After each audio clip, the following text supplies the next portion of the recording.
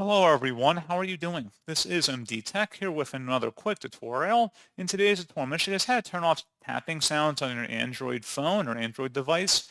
And it seems to be maybe making a clicking noise when touching apps on the screen. So if you want to turn off like the tap sound, basically, I'm going to have you guys covered. And without further ado, let's go ahead and jump right into it.